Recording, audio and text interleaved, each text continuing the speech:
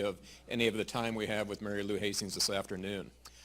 First of all, a couple of admin comments for next week. We have Mr. Paul Waddles from ERCOT is going to speak. I don't know precisely the topic of his talk, but seeing as how he's from ERCOT and knowing Paul fairly well, I think he's going to be talking about a little bit of future and what ERCOT sees coming down the road as far as energy portfolio mix in the ERCOT grid in the years to come, because it's not just wind. Things are continuing to change in the ERCOT grid mix, and they're in some ways struggling with the regulatory structure on how to accommodate some of that change. But the change is coming, and may even be accelerated in the years to come. So I really encourage you to come to that one, same time, same place next week, and bring friends. We've got a real treat today. Ms. Marilu Hastings from the Cynthia and George Mitchell Foundation. We tried to broaden the scope of what we talk here at the Energy Institute, and I thought she would, the Energy Symposium, I thought she would be a great addition because she works in the philanthropic side of energy policy, sustainability, and the environment. That's a part of the energy sector a lot of us don't get exposed to very much. I had no exposure to till I came here. In fact, the way I met Marilu was she actually funded me, thank you very much, when I was part of the Weber Energy Group shortly after I got my PhD. It's my pleasure to say I've known Marilu for about 6 years now, both professionally and as a friend socially. Fantastic lady.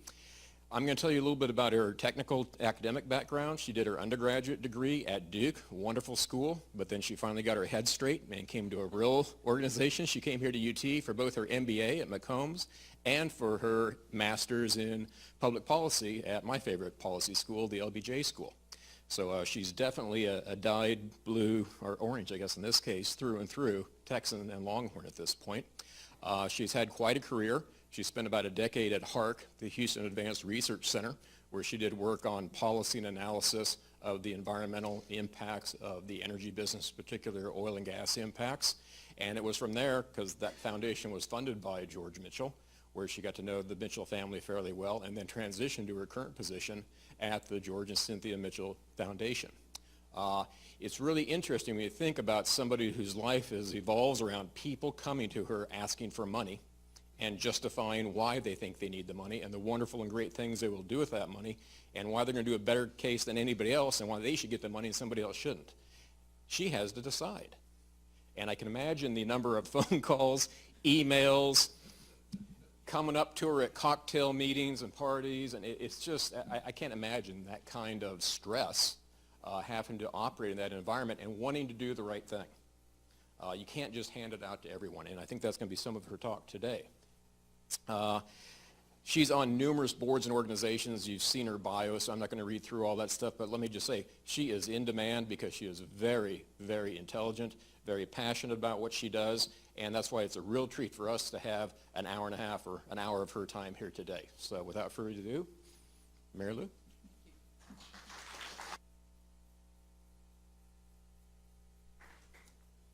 I'm going to turn on my little cyborg thing here. Thank you, Fred. That was very nice. I appreciate that very much. And thanks you all for coming here after hours. I know some of you are getting credit for being here, which I appreciate, and I'll try and make it worth your while. But others of you, I know some friends and colleagues have come up from Houston, so I appreciate y'all's time coming up. And I will keep it light because it's after hours. We all would rather be drinking a beer or margarita. But I'm going to talk about philanthropy instead.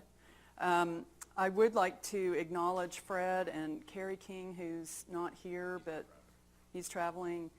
I've come to know, as Fred mentioned, Fred and Carrie over the past several years, and Michael Weber as well. I don't see any other Mitchell grantees here.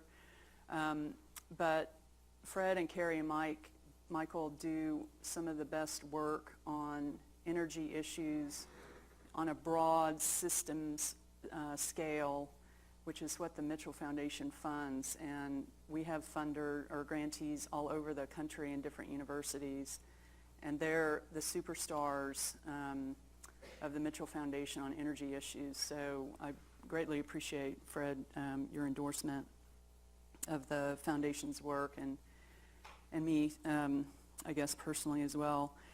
Other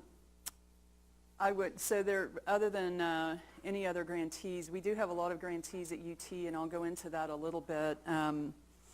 And I think that what I wanted to do this afternoon is just talk a little bit about sort of three big topics that I hope will be interesting to you, but other things might be interesting to you too, like how do you really get funding from a foundation? I'm not going to cover that because I wasn't sure how many of you all really are exploring philanthropy or foundations for potential funding. I mean, faculty do, PhD students do, but some of you all might be getting your degrees and going into the corporate world or something. So if you're interested in the shrouded mystery of foundations, I am one of the few people, one of the few staff at foundations who are actually willing to give you a peek to the man behind the curtain, and it is the man behind the curtain because I'm a purist and that's how it is in the movie. So Fred asked me, why didn't you make it the woman behind the curtain or the person behind the curtain? But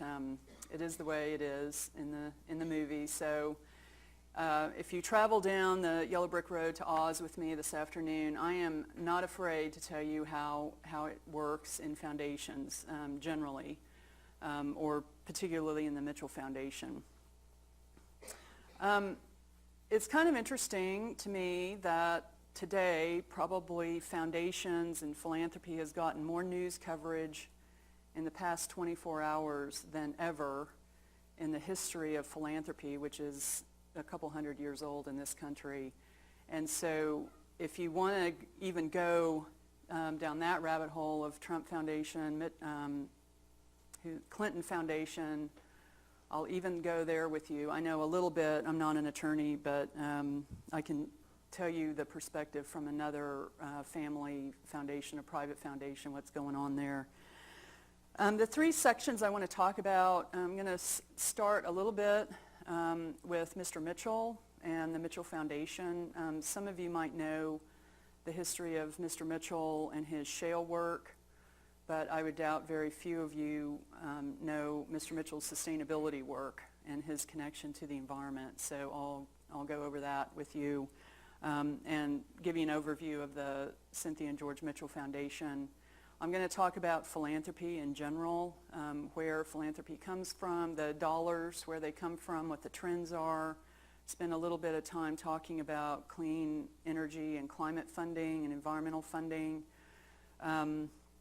And then I'm going to talk about Texas and clean energy and sort of the trends that we see as the foundation, as the only clean energy funder in the state of Texas, the largest emitter of CO2 in the country, the 7th largest in the world if we were a country. If you take out power plants, we're still 9th in the world. So what's going on in Texas, and why is the Mitchell Foundation the only funder of clean energy in one of the world's largest carbon emitting countries? I'm happy for you all to hold questions until the end so you can use the mic and other people can record you or hear you on the recording. But if something really is like, I got to ask right now, raise your hand or whatever. I'm totally informal. It's a casual late afternoon, so just stop me. And if you want to go in a totally different direction, and I can do that, I'm happy to do that with you as well. So I'm sure that, are most of you all engineers? Are you from the engineering schools? What schools do we have? Liberal arts? Everybody? It's a pretty good, yeah, okay. I am from Texas, by the way. I just happen to go to school in North Carolina. I'm from Midland, so if you want to talk about shale or oil and gas business, I know some about that too, besides working for Mr. Mitchell. So I'm going to assume that most of you know the shale, something about the shale history and Mr. Mitchell's history in that business. He is not the father of fracking. I'll put that out there. My father, my late father, was a petroleum engineer, and he fracked Arco Oil and Gas's first well in 1957. So, of course, that was sandstone. It was a totally different kind of formation than the shale work that Mr. Mitchell did. But fracking is not new, and Mr. Mitchell was not the father of it. And he wasn't the father of horizontal drilling either. What he did that was remarkable as a lot of innovators do. They take existing technology and existing knowledge and apply it in ways that other people either didn't figure out or didn't think about or were confounded and started doing something else. Mr. Mitchell was persistent.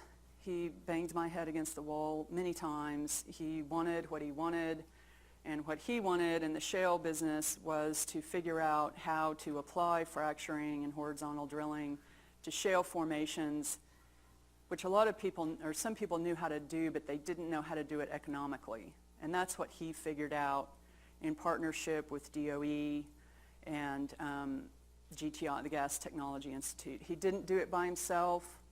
Thomas Edison didn't invent the light bulb. It's a myth that these guys go into their basements and figure out some sort of new technology and come out with it. It didn't happen like that. It took years and years. He was very persistent. He ran his people into the ground, and they succeeded in Wise County. And we either are enjoying the benefits or suffering through the impacts of the shale revolution, depending on your viewpoint. But the shale revolution is here, and we argue that it's pretty much here to stay. At the same time, so he hired me in 1996, March of 1996, and I used to meet with him every Monday morning and have breakfast with him. And in 96, I was working on his sustainability work with the National Academy of Sciences. I had no idea, because I was just whatever. I was just focused on what I was focused on. I had no idea that the rest of his day was spent with his corporate folks figuring out the shale question. But he was meeting with me about his parallel passion, which was sustainability. Starting in the 1960s, well, I should say, Mr. Mitchell was a scientist at heart, and everything that he did in his life, his interests went back to a passion for science. When he was a boy, he wanted to be an astronomer. His mother said, no, dear, you'll be a doctor. So he went to Texas A&M, studied petroleum engineering and geology, and became the George P. Mitchell that most of you all know from his energy work. But along the line, he got engaged with the Aspen Institute back in the 60s. And he used to meet with Buckminster Fuller and Ian McHarg, the landscape planner, E.F. Schumacher, the economist, and they would talk, big talk. I don't know if they had some sort of mind-bending element going on in Aspen in the 60s, but they used to sit around and think big thoughts, and Buckminster Fuller at that time was talking about spaceship Earth. And Mr. Mitchell became, and most of you all are not old enough to remember the first pictures from Apollo of Earth from space. I'm not old enough to remember when it actually happened, but if you think that it's only been in Fred's lifetime, my lifetime, that we see our planet from space, something that young guys take for granted. My parents and some of you all in the audience, you didn't grow up knowing what the Earth looked like from space. And this blew Mr. Mitchell away to see the Earth from space in a good picture. I mean, there were pictures, but they weren't very good pictures. So he, at the same time, he was involved with the Young Presidents Organization, which is the YPO, which is an organization of, I think, under 40 CEOs. And they used to take trips all around, but some of the trips that really had an impact on him, they went to the Watts area of Los Angeles and observed the Watts riots from the 60s. He went to Stuyvesant, New York, and witnessed the civil unrest in the 60s in Stuyvesant. And he was confounded. He asked himself, and he started asking people around him, if we can't make it work with 4 billion people, sort of X billion people, because the numbers kept going up through his lifetime, how are we going to make it work with some greater number? At the end of his life, he was saying, if we can't make it work with 7 billion people, how are we going to make it work with 10? And this became his parallel passion. He was cracking rocks during the day at his corporation, but he had this other organization, the Houston Advanced Research Center, that he established in 1982 when he established the Woodlands, which was based on sustainability principles long before we were talking about sustainability as a society. And HARC, that he funded for many years and endowed towards the end of his life, explored these issues for him of sustainability. He hired me specifically in 1996 to manage a program that he funded at the National Academy of Sciences on looking at the question of the scientific underpinnings of a sustainability transition. And that's how I came to work with him on a daily basis. And then he ended up endowing that program, and I sit on that board at the Academy now. So in parallel with making a fortune in oil and gas, he and Mrs. Mitchell, who doesn't get as much airtime as Mr. Mitchell, but she was an important part of the equation here. It was he was kind of more interested in the social stuff, but Mrs. Mitchell was really the environmental person, the environmental driver of the family and of his values. So a few years ago, I don't remember exactly the year, I want to say like 2005, he signed the Giving Pledge, which Bill Gates established. Bill Gates and Warren Buffett established, and it's people of significant wealth sign on to the Giving Pledge, and that pledge is that they will leave at least half of their personal fortunes to philanthropy at the end of their lives. And Mr. Mitchell signed that, and so the foundation, which pre-existed him didn't pre-exist him, but pre-existed the Giving Pledge, they established in 1972, and it was really a vehicle for many years until 2008 for Mr. and Mrs. Mitchell to make either small gifts like $1,000 to the wildflower people, or magnificent gifts like $25 million to MD Anderson, or $25 million to Texas A&M, or $30 million to the University of Houston, not so many millions of dollars to the University of Texas. But anyway, since 2008, which is when they hired me away from HARC, they asked me to come run the foundation programs. And 2008 was when we really established what we would call strategic grant making, which is not just Mr. and Mrs. Mitchell doing their personal good deeds, but what did the family, so they have a large family, 10 children, plus lots of grandchildren, some of whom are on the board. But what we call it strategic philanthropy because the Mitchell family says, this is the goal we want to achieve. We're going to hire staff to put grant portfolios together in order to achieve that goal. That's different than what I would call like charity, which is, oh, we need to save the park, or we need to save the puppies. All of that's fantastically wonderful, but not strategic. So what we do at the foundation, the staff at the foundation, is put together portfolios of grants that achieve a goal that the Mitchells have determined that they want to achieve, whether that's water for the environment, reduction in carbon emissions from energy in Texas, conserve more acres of land, et cetera, et cetera. And those are some of our programs. We have a shale program that I'll tell you a little bit about.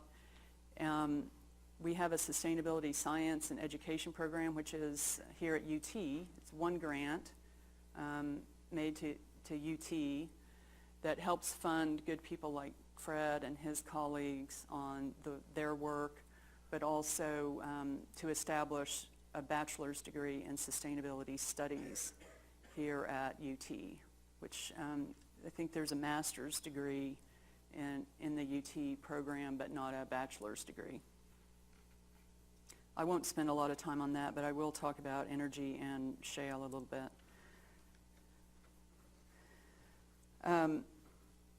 Speaking of, so briefly, our clean energy program is, well, I should say the whole foundation is focused on Texas. We only fund in Texas. The grantees don't have to be in Texas, but they have to be doing work on Texas issues or that inform Texas decision-making or resource management or something. And we focus on sustainability, which are those programs in the previous. So we have a sustainability program and then portfolios on energy, water, shale, education, and land.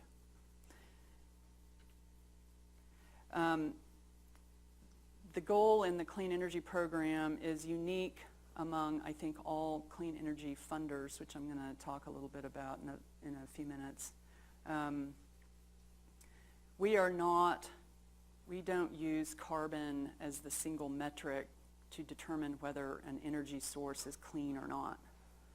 So there are hundreds and hundreds and hundreds of millions of dollars in climate and energy funding, billions, in this country, and I would argue that all of them use carbon as the single metric on whether an energy source, whether it's a transportation fuel, an electricity fuel,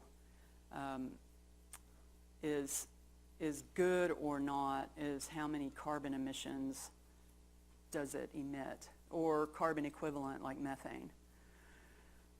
But that's their measure. And I'm going to say today some candid things about some of the other foundations in this field, because I think it's some of the more interesting stuff that you might find interesting. We use water, and now because we have a brand new land program, we use land as a metric of whether an energy choice is clean or not. So we say clean and water and land lean. For instance, we do not support utility scale solar. Not only does the utility scale solar industry not need philanthropy anymore,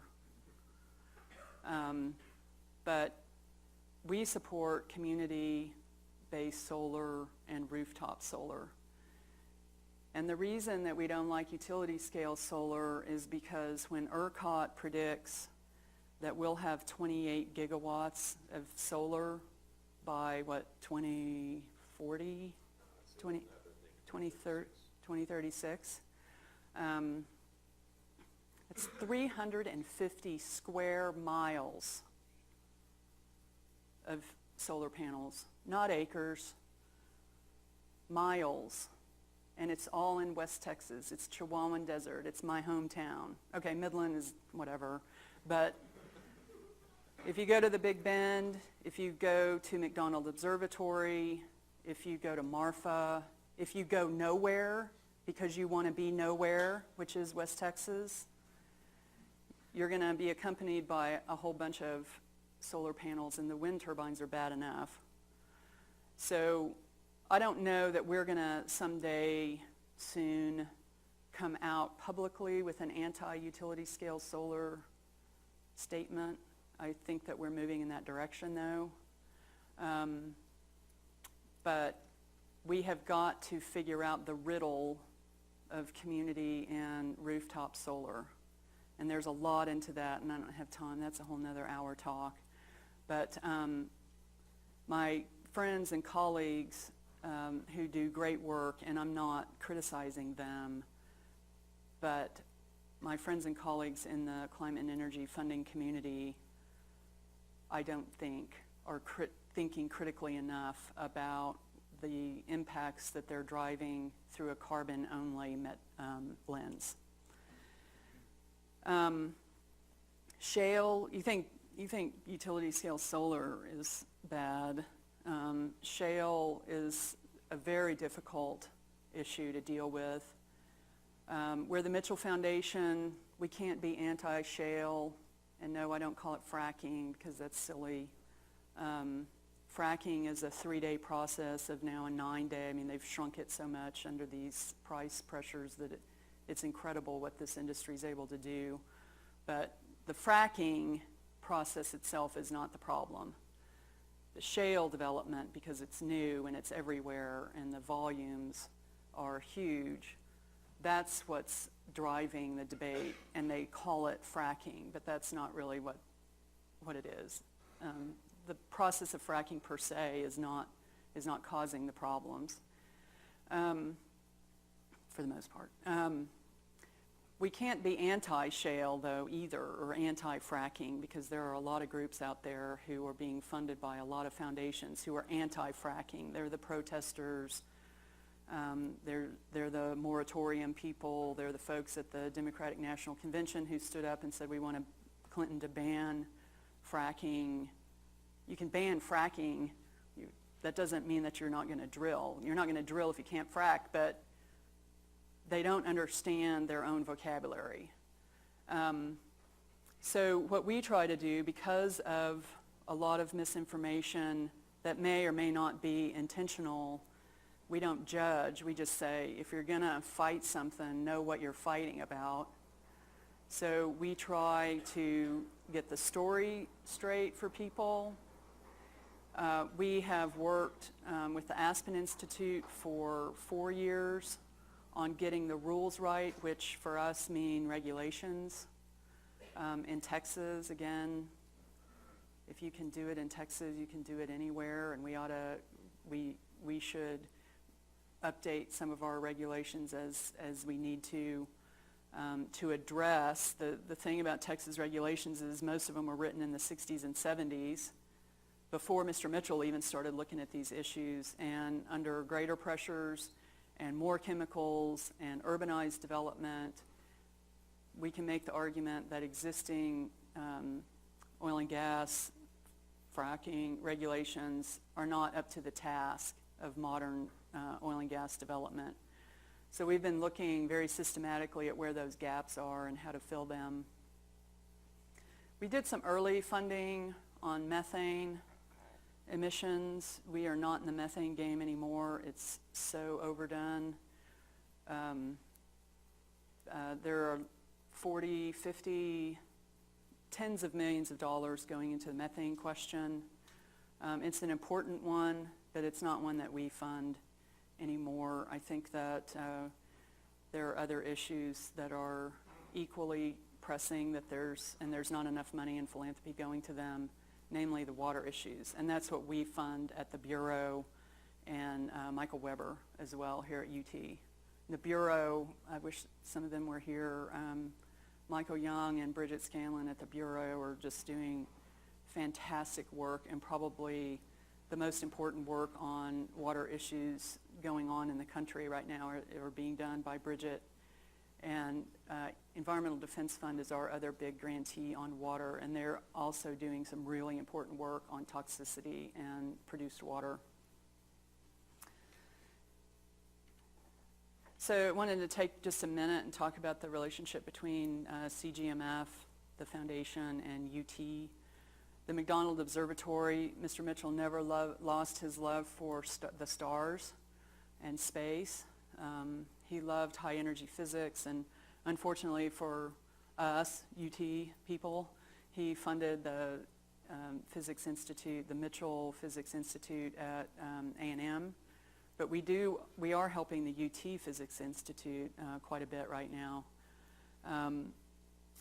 The McDonald Observatory, a little over $2 million. This is since 2002, and the only thing that I'll point out is the Energy Institute, the Weber Energy Group, and the Bureau are primarily they're grantees out of our portfolio on energy. Some of the ones on the bottom are Mitchell family grants, so they each have their own pot of money that they can fund. The one group that's not on here is the Environmental Systems Institute, Jay Banner's group here at UT. We fund him as well.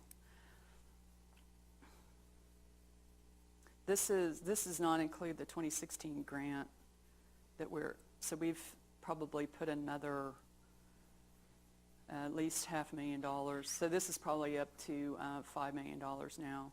I'm processing a grant right now for Michael. Okay, so I want to talk now a little bit about sort of transition from that CGMF stuff and Mitchell background to philanthropy in general, just a little bit, a snapshot. I'm going to try and be done at 6 so we can have some discussion if you all have any questions for me.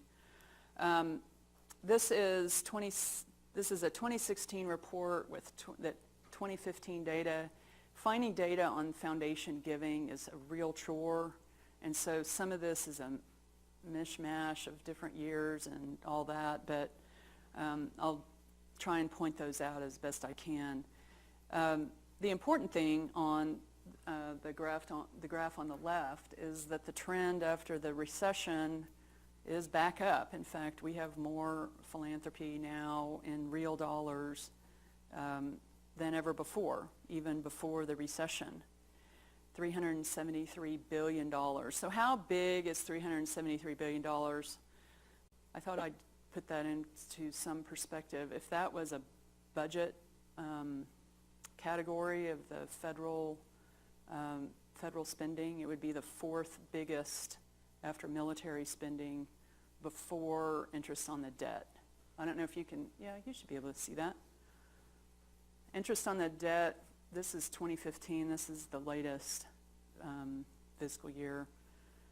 The interest on the debt is about $230 billion, and military spending is 609. So right in the middle, just about, is how big the philanthropic sector is every year in this country.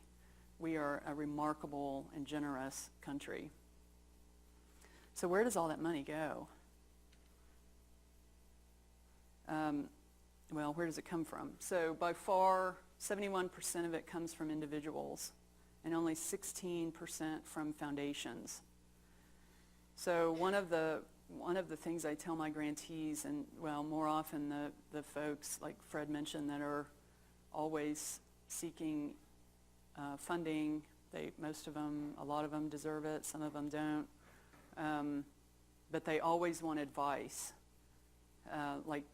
So how, and I've given this talk several times, even at UT in the last couple months, or a version of it, because academics are particularly stymied by how to get foundation funding, because foundations generally don't like to fund academic research. Most foundations are mission driven. They want to solve a problem. They don't want to study it. So we fund science, but it's science kind of to fill a gap in somebody's knowledge, ours or someone else's, to figure out a technical solution to a problem, to figure out the truth about something like methane emissions. We don't fund research for research's sake like maybe NSF does, National Science Foundation. Or there's some foundations, Kavli and Sloan and others, who do fund research for the sake of research, but almost all philanthropy is mission-driven, and the secret to, and this is a whole nother talk that I give, the secret to philanthropic support or getting philanthropic support for research is you have to figure out what their mission is and how your science, without selling yourself out, because no one wants to fund a sellout. You don't go fishing for dollars. You go in and say, this is my passion is this research question, and it'll help you in your mission by doing X, Y, Z. Individual giving is the biggest area of growth in philanthropy right now. There's a lot of people, despite what we hear in the news, there's a lot of people who have a lot of money and individual people of wealth. You hear about them more in the news, the Jeff Bezoses and the Zuckerberg, the new wealth. Those people have some very innovative, well, I guess not Bezos, but like Mark Zuckerberg, very interesting and innovative approaches to philanthropy. The new generation philanthropists like Zuckerberg are not building these stodgy foundations that have all this process and bureaucracy. They're really pushing philanthropy into some new areas and new ways of deploying philanthropy that's very interesting.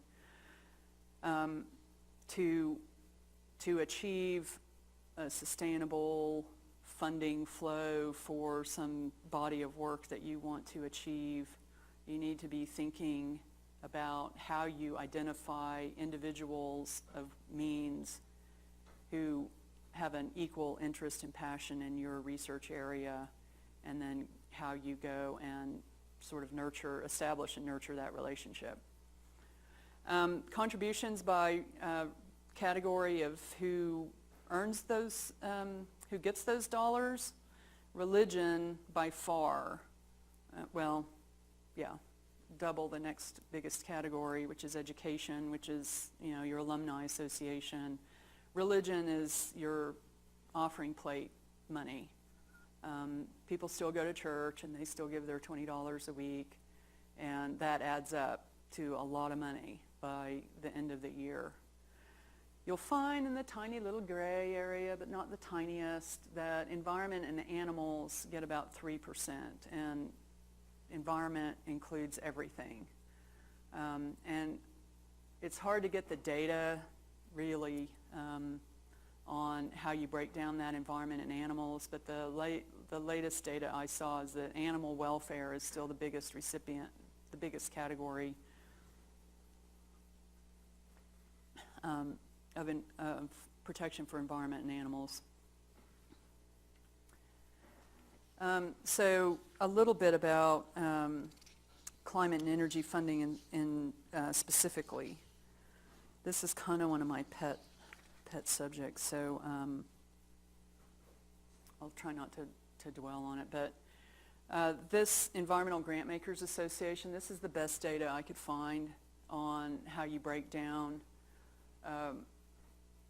environment giving, and this is 2015 report, but it's 2013 data, and it's only members of the Environmental Grantmakers Association, which is not everyone. We're not members of it. So it's kind of limited, but because they can survey their members and they're on Environmental Grantmakers, it's probably the best data that we have. But so the biggest, okay, so I was wrong about, they don't have animal welfare on there. And I have no idea what general environmental multi-use is. But in their definition, which doesn't include animals, I also don't know what systems are, but land here, which could include habitat, but it doesn't include your SPCA and your Awesome Pets Alive. I don't know where that sits in these definitions, but for our purposes, land, that's buying land, that's expensive conservation easements, things like that. Land conservation probably is more expensive than other categories. You could argue about that, but 24%, again, in 2013 went to climate and energy. So that's kind of useful, but I thought I'd throw it up there. The really interesting graph is the one on the right. So in 8 years, we grew, climate change funding grew 10 times. I think the engineers would call that an order of magnitude. This is amazing. So what happened? I would argue, but I don't know why, I just have a hunch that you can't make that claim probably for any other category of philanthropic endeavor, that in 8 years it grew 10 times, even health. And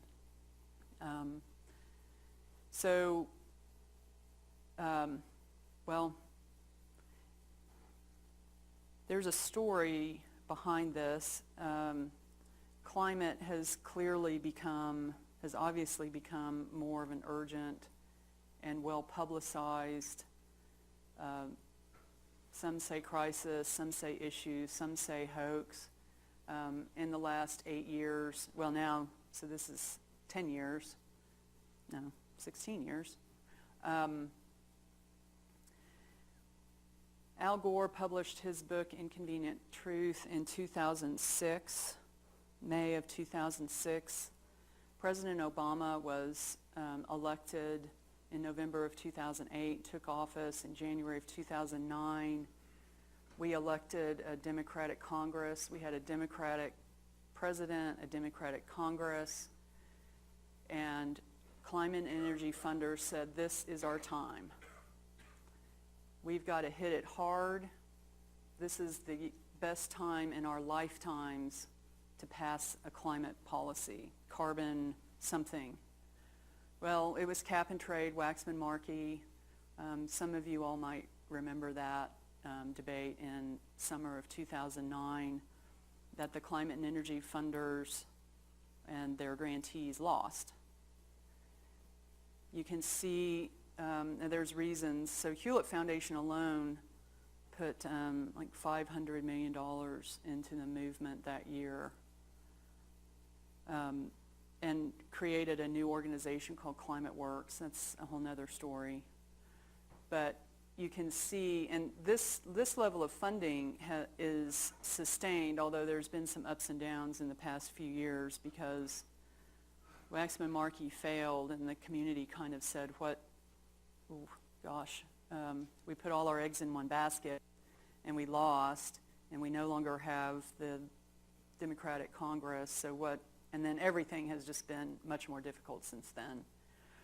But let me see, I don't have funding through 2016 or 2015, but Hewlett Foundation alone gives, Alan can probably correct me, I think still $500 million over 5 years, so that's $100 million a year. This is significant. Again, and I'm not criticizing Hewlett and Packard and Sea Change Foundation and the others who are wonderful, generous families and foundations, well-run, very strategic and impactful. But on this particular issue, one might look back and say, should we have had a more robust system-wide strategy that didn't rely on a handful? This is kind of an oligopoly is what I characterize it. It's a handful of foundations. 25 foundations run 90% of climate and energy funding. And most of their funding goes to 4 or 5 organizations, and they use 4 or 5 strategy firms, if that many. So you might say, where's the diversity?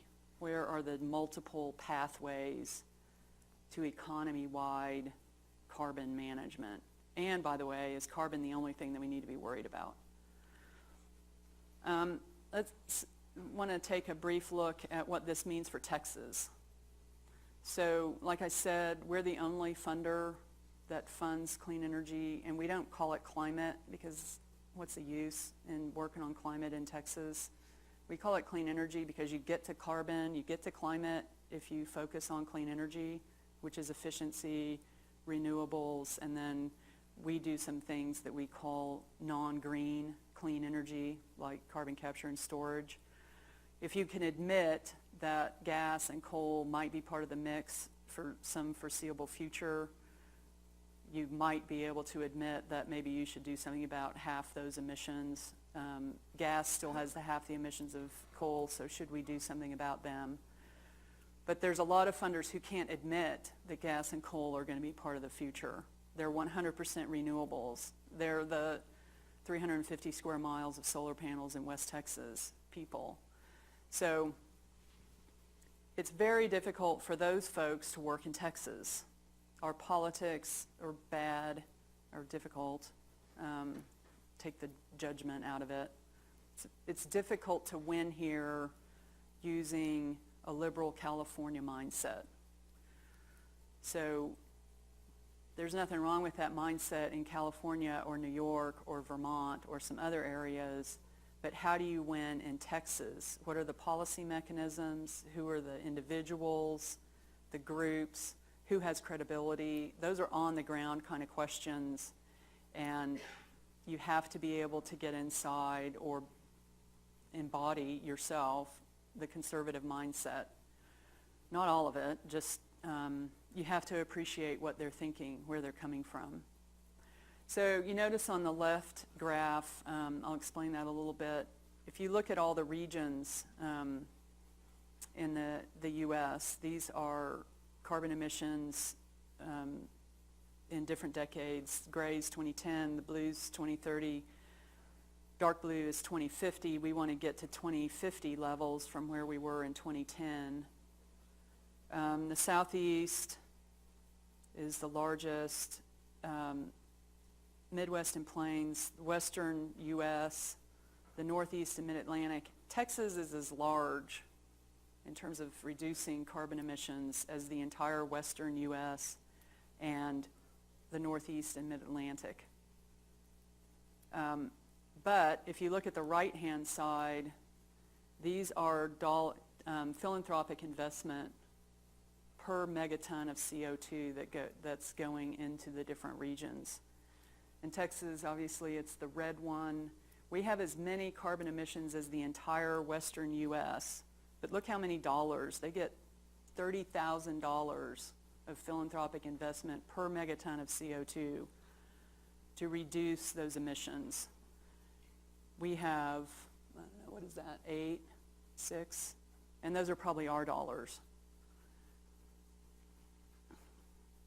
I'm going to say this just real briefly. That what I try and convince my funding colleagues around the country about is that you can win in Texas. You just don't win using non-Texas approaches. The Texas story on clean energy is actually one of great success. We have more wind than any other country. We're an early adopter of the renewable portfolio standard under Governor Bush. We built $7 billion worth of transmission lines for West Texas wind into load areas on the eastern part of the state. Most wind energy states just build windmills and they don't have any transmission to bring it on the market, but we built our transmission at the same time. It's a remarkable story. We're way ahead on energy efficiency and demand response implementation. We have almost infinite potential for more energy efficiency, and we're not getting there, but our story is still one of success given the goal, above the goal. And then we're very early adopter of building codes. We're probably the leading state on building codes in the United States. And just yesterday, Houston announced that they were adopting the latest building code that is going to enable private residences to be solar ready when they're built. So that's a huge success, and we've helped fund that with Sierra Club. Texas energy projections. We funded a study with the Brattle Group and the Texas Clean Energy Coalition that shows that the Clean Power Plan, you probably are familiar with that. With or without the Clean Power Plan, we're going to far exceed required carbon reductions driven by natural gas and solar alone. We don't even need the regulation. So the blue or the black line are 2005 emissions in ERCOT, our grid, our electric grid. The dotted orange line is what our requirements are under the Clean Power Plan, and the other lines added up are where we're actually going to be on carbon emissions by 2035. So whatever happens on September 27th when the Clean Power Plan goes before district court, DC District Court, doesn't matter to us. It does emotionally, but in terms of market-driven clean energy, Texas doesn't need it. Last slide. Some of the funders are talking about the other 2/3 of the carbon from the other 2/3 of the carbon that come from the rest of the economy. 1/3 from transportation and 1/3 from industrial sources. If you look at electric power, that's your coal plants and some gas. And if we can say, given this, some of the funders are saying, okay, we've defeated coal, let's move on. I'm not quite ready to say that because gas prices are going to go up. This scenario assumes low gas and low solar costs. We have another grant out saying, okay, what happens at $6 gas? This is $4 gas. So what happens at $6? Have we really just wrecked our economy? Anyway, so what we at the Mitchell Foundation are doing and what some of the other national funders are doing over the next few years is mapping out where do you get the rest of the carbon from the rest of the economy. And I would argue again that if you're going to do it, if you're going to get to deep decarbonization, and I said reaching a practical minimum because you can get to a theoretical minimum, but Fred tells me you can't really do that. So, but a practical minimum, what can you do with CCS if it was technologically and economically feasible? You know, where's the Mr. Mitchell of CCS? We need that person to come forward and figure out that problem and the storage problem and some of the others that are keeping us, hampering us from reaching the carbon emission reductions that we're going to have in order to meet the Paris Agreement to get to 1.5C, which they're already saying you have to have negative carbon emissions, which means we're going to have to capture some carbon out of the atmosphere, that a study came out last week that said we're not even going to meet 2 degrees C. So we're going to have to reach deep into the economy and figure out how we're going to get those emissions out and how are we going to do it when the technology may or may not exist or be market ready, and that right now is way too expensive. So this is sort of Mitchell Foundation Clean Energy 2.0, and some of the other funders around the country. It's especially transportation, I think. We're going to be working with them on industrial emissions because we've got them in Houston, and we're going to be working on how you get that out of our economy. Thank you very much. I'm happy to take some questions.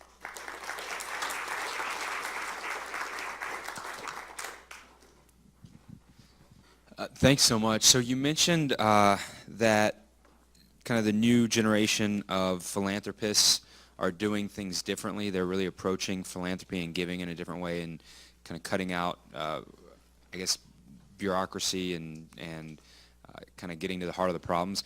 Could you give some examples of that or kind of what you're seeing with regard to the changing landscape of how they're choosing to spend their time, energy, money, and resources, and maybe what's actually coming out of it?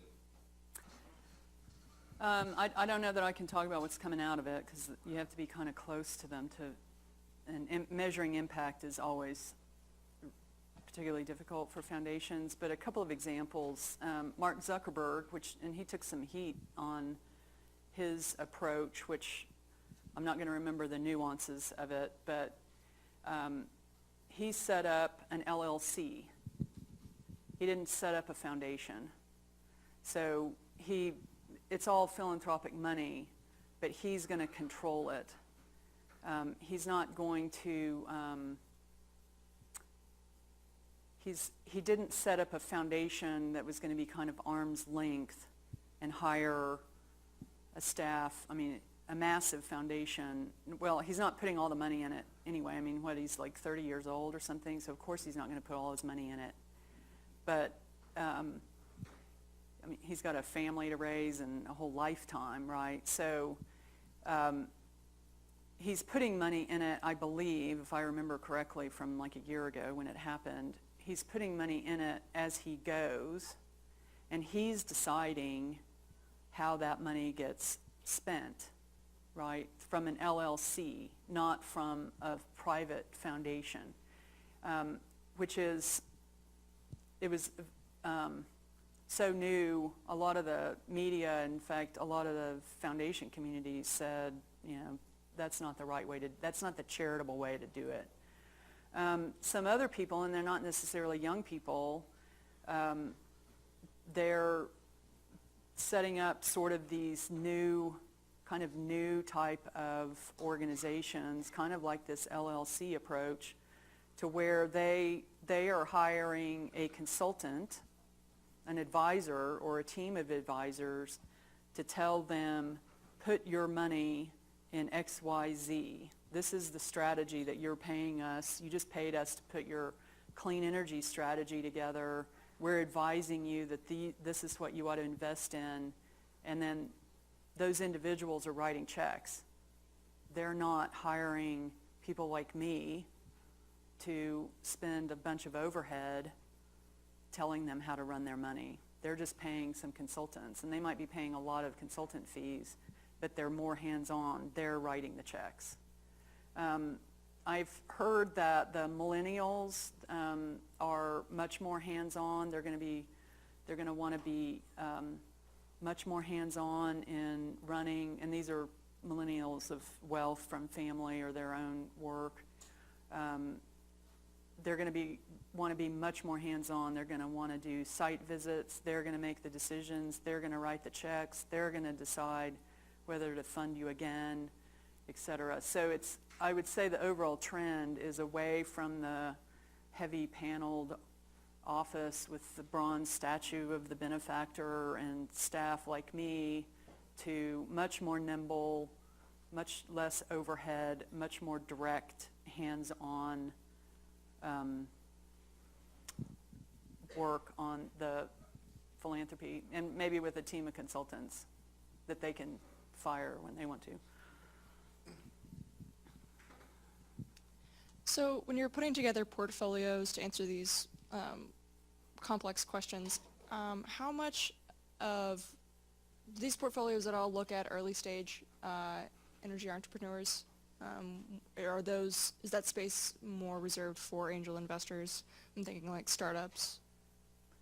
Entrepreneurs like I have an invention or a widget, or I have an idea. Right, who are something early on in that stage, maybe don't have a so prototype at that point. the Mitchell Foundation and most of our funding brothers and sisters don't fund technology. That's venture capital kind of stuff, that's DOE kind of stuff. It's usually out of our price range. And I always have a pretty rigid approach to what's the value of philanthropy in this business proposition, and there's almost never one. And the other important piece of it is that to be able to evaluate a technology or a business model takes a whole different team, a whole different set of expertise, and we don't have that. We're mostly a policy shop. We go for systemic change, and we see systemic change mostly happening through policy change, but appreciate that technology development, like the storage, you can have all the storage policy you want, but if you can't store energy, what difference does it make? But that's just not our thing. Thanks. Why do you think energy issues are kind of receiving a lower level of funding as compared with some of the other topics you had up there in the graph? Kind of what's the barrier to entry or interest there? Is that this one?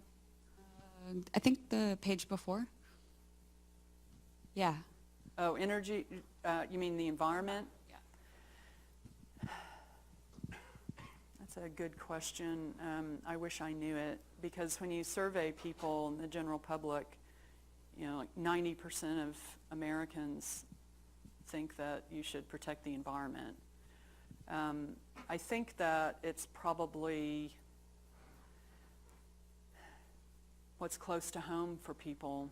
Church is or faith is very important to some people, and they give their $20 or $10,000 in the offering plate every Sunday or Saturday or whatever, and that's very close close to them. Their alma maters or their kids' school or whatever, private school, whatever the education piece is, that's very close to them. And then it becomes kind of more personal interest after that of, well, my daughter and I just went to a fundraiser for Austin Pets Alive last night, and I'm not even going to tell you how much money we gave them, but we probably moved this a percentage. But that's very close to us. I don't care anything about art. I mean, I do, but I'm not going to fund it. I mean, I think it's nice. Paintings are nice, but I'm not going to fund an arts organization. Health is very important, obviously. My husband died of colon cancer 11 years ago. Colon cancer is an issue of great interest to me, but when you look at the government money on health, they don't need my $100. You know, even the Colon Cancer Alliance, you know, people want to move where their hearts are, and they want to be able to feel like their dollar's going to matter. Most of this is individual giving. I don't know what the breakout of this, of individual giving versus foundation giving. But I would imagine that most of this, because foundations don't fund religion, I mean, most of us, I think, maybe, I don't think it's an IRS prohibition, but most of us do not fund, we don't fund a church. I don't think we can even do that. We can't fund political campaigns, you know, the whole lobbying question, the whole Donald Trump question, the whole Hillary Clinton question, all of that is an IRS question. It's very highly or kind of regulated. I would say that whatever happens with Trump and Clinton, I would expect that one thing that's going to come out of all this is that the foundation community, which is always running scared of increased scrutiny and regulation, is going to be, it's, you know, it's the philanthropy bubble, and it's going to pop. I don't know if that answered your question. I kind of went off on a tangent there, but. Oh, thanks. So as you had mentioned, you're the only group that funds clean energy, and it's mostly policy work. So for those of us who are working more on sort of implementation, on trying to get like project by project, like we do energy efficiency projects that we're constantly looking for funding on. I've been noticing that a lot of states that are policy focused or are implementation focused on clean energy are still locally, they're only looking at local projects. So projects in Florida, projects in Maine. And I was just wondering, in your experience with other foundations, if there's any conversation around climate change being more of a global issue. So why are we pretending that, you know, if we solve a problem in Florida, it's only going to affect Florida? Like, is there a more open mind coming with around that perspective? Around being more global or less global? I think about being more global, maybe not policy-wise, obviously. If we're going to fix Texas policy, it's got to be done in Texas. But just in terms of, if you're not policy-focused, is there any conversation happening around, you know, it doesn't really matter where the work is done. If you're decreasing emissions, it is a global issue. Yeah, there's a lot of funding in this graph here, and in graphs, if I had the data on the subsequent years on the right side, there's a tremendous amount of money going, thanks to Hewlett Foundation and Energy Foundation and Climate Works, going into India and China. So there is acknowledgement that, and it's very discouraging, that if you solve a problem in Texas, well, Texas is actually a global player on CO2, so if you solve a carbon problem in Texas, you actually are moving the needle. I don't know if you solve a problem in Rhode Island, if that matters at all. But it all adds up to something, right? But in Texas, I mean, that's why we're dedicated to it, and I wish some of my funder colleagues were too, that, you know, they basically argue it's easier to get change done in China than it is in Texas. Like, seriously? But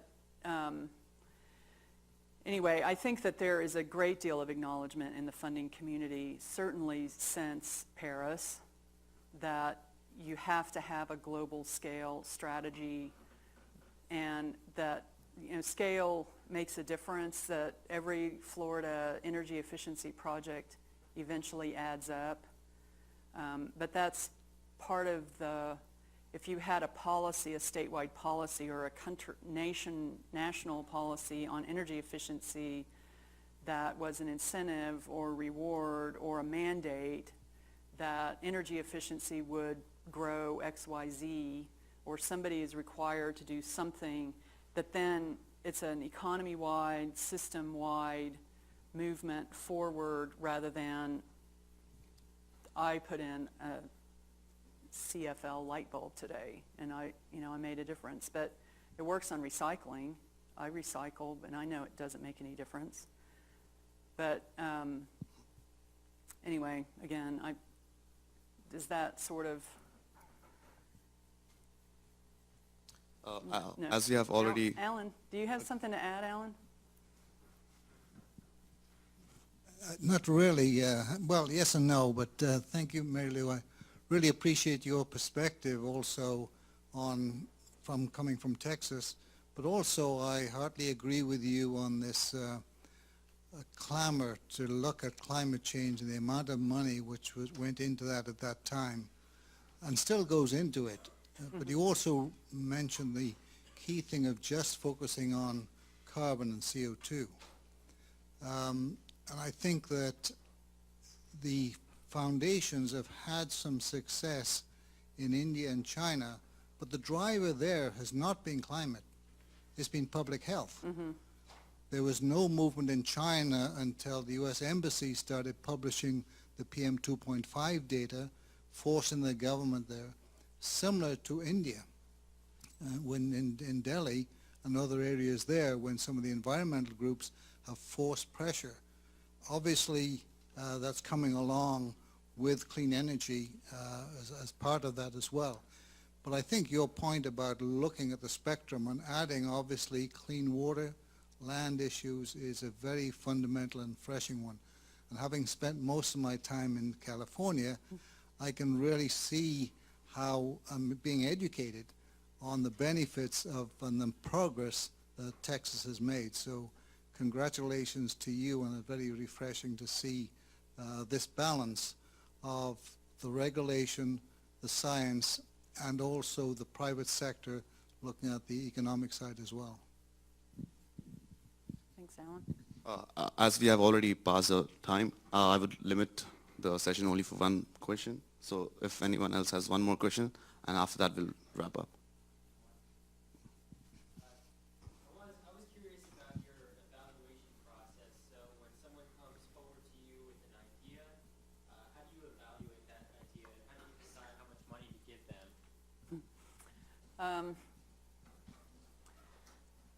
Well, so it's kind of a long story, but we have a process of working with our board. So the Mitchell family says they want to achieve XYZ, and we have an expert staff. The family members are not necessarily experts or experts at all on a particular topic related to sustainability or any of those program areas, but they say, we want to achieve X. Well, they may not know what's achievable. So it's kind of a dynamic between an expert staff and some external folks, and working with the family to educate them first on what's possible, what are the problems. They didn't know that land conservation was a problem in Texas. We lose more open space in Texas than any other jurisdiction. So we had to educate them, and then they decide, because it's their money, well, it's not actually their money, it's the public's money, but it came from them, and they get to say what they want to achieve. So there's this dynamic at the beginning to even decide what the program areas are. So then they say, okay, we want to start a clean energy program or a land program, and we go through a long process of working with them to develop a strategy. Okay, so Texas loses more open space than any other jurisdiction, and we want to conserve some amount of it, or we want to stop the acceleration and loss and then conserve what we have. Let's say that that's their goal, or that's what we all agree, that that's the goal. And so then I'll work for like a year to talk to everyone around the country that's working, not everyone, but a lot of people, hundreds of people working on land conservation around the country, other funders, as many people in Texas as I can, other landowners who are conserving their land, policymakers who see the possibilities for land conservation, policy change, finance people, because a lot of land conservation is about finance, and then put together a process with the Mitchells where we go through that, and I develop a strategy for them, and the strategy is we're going to put money into stopping loss. Well, that's land use policy, let's say, and we're going to work with landowners to help underwrite the legal costs of conservation easements, which are $80,000 to $100,000 to do a land conservation. Not a lot of landowners can afford that. So we're going to underwrite some of these legal costs, and we're going to work with advocates and conservation groups to educate landowners, blah, blah, blah. We're going to work with developers about smart development. We're going to work with finance people to teach landowners about conservation finance. So there's, through all those conversations, a strategy evolves, and you have to stick to that strategy, which is both good because whenever anybody comes in as a prospective grantee and says, I want to develop a new gadget, a new kind of barbed wire to keep developers out of my land or something. It's a totally stupid idea, but I can pretty much say, like I told this lady over here, we don't invest in technology, so I'm either not going to meet with you, which is always my favorite answer, or no, we don't fund that. That's not consistent with our strategy. No, my board won't approve that. There's all sorts of ways to say no, but saying no it's not consistent with a strategy is always the best one. But then somebody comes in, and it's 1 in 50 phone calls you get, and somebody comes in and says, I want to do this. I have figured out that if you made this finance vehicle available in Texas, it would do XYZ in land conservation, but there's a snag in Texas policy, Texas legislation that prohibits this financing mechanism from working in Texas, and if we could just change that policy, well, we're all over that. That's our sweet spot. So sometimes a tiny change can open up whole new avenues. The other way to do it is that we ourselves we commission most of our grants. I was reading, 6 or 7 years ago, I read an article about the city of Arlington outside of Dallas. The single largest use of electricity in the city of Arlington was their water treatment plant. And I couldn't believe it. And I talked to Michael Weber, and I said, how can this possibly be true? And I worked at Energy Foundation, worked with them on energy at the time, and I was trying to convince them to fund some of this. And Eric Heitz, the president of Energy Foundation, I said, do you know that the single largest user of energy in the city of Arlington is water treatment? And I couldn't convince him that he should fund in this area because there wasn't any data on it. I couldn't make the case. But I had a hunch. And so I went to Michael and I said, do you have a hunch on this? Does this make any sense to you? So we have funded his work on water energy. He now has a book on it. He's like a national leader on water energy. He has PhD students who have now graduated who have gotten tenure track positions because they worked on water energy, and it's a household topic now. So it goes, I mean, sometimes people walk in the door and it happens to be a fit, but I know just almost instantly whether what they're saying is consistent with our strategy and what we do. And if it's not, I try to do it through a phone call because I mean, hundreds of these things a day. So I can't meet with them all, and so we have a pretty sophisticated screening mechanism of multiple layers. And it's kind of unfair because there's a lot of people doing a lot of good work with a lot of good ideas, but it's just physically impossible to meet with everybody. So if I get a hunch and I just have a feeling and I kind of know, then I'll meet with them and we'll talk, and then I'll probably meet with them again, and I'll figure out how one of the important questions is how does that work, and it's for them to figure out. They have to figure out how does their work fit in with all the other grantees that we're funding, which is a matter of public record, so you can find out who those are, and I can tell, if I like your idea, I'll set you up with as many of my current grantees as possible. Like, you go talk to Michael Weber.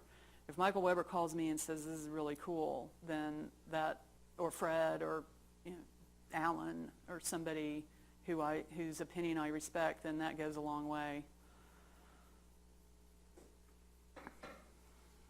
Well, thank you all for your questions. I really appreciate that. And let's give Marilu a big welcome to spending the time this afternoon. Thank you.